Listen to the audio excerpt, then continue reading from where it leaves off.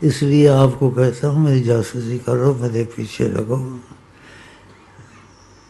آقا جی نے جو کہہ دیا ہے ان پہ جھوٹ نہیں، نہ ایسا شیخ آیا ہے نہ آئے گا بعد میں، نہ ایسی طریقت کبھی آئی ہے نہ قیامت تک آئے گی جو شیخ امین کے پاس ہے، کیونکہ ہم ان کی طرف سے چل رہے ہیں، طریق سے ان کے پیر کے نیچے ہیں۔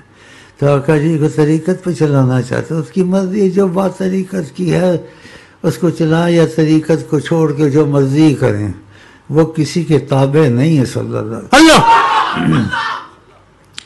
اس لیے یہاں ایسی تخصیص خصوصیت ہے آقا کے دخل سے، نہ جہان میں ہے نہ ہوگی نہ ہے، یہ آقا جی نے کہا ہے۔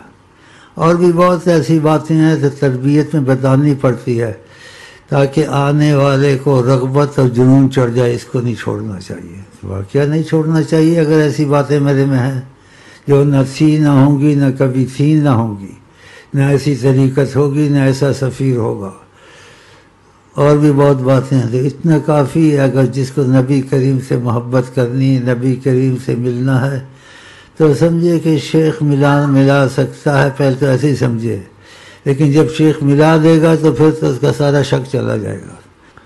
کچھ سوچ میں آیا لیکن باتیں بتانے والی نہیں ہیں، کیونکہ تم تو مانو گے یا نہیں مانو گے، کچھ مان جاؤ گے۔ دنیا کا کوئی شیخ نہیں مانے گا،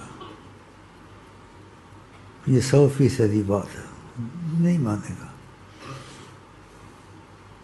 کیونکہ جو بات ادھر ہے انہوں نے کبھی سنی نہیں نہ کبھی ہوئی ہے،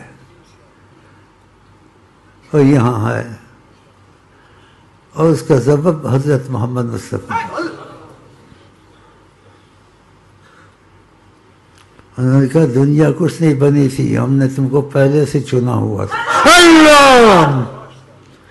جو ان پہ جھوٹ مارے اپنی جگہ جہنم میں بنا ہے، ہم نے تم کو ازل سے چنا ہوا تھا، ابھی کچھ نہیں بنا تھا۔ تو میرا معاملہ ان کی وجہ سے، میری وجہ سے نہیں، کرم کا تقاضا اتنا بڑا میرے ساتھ۔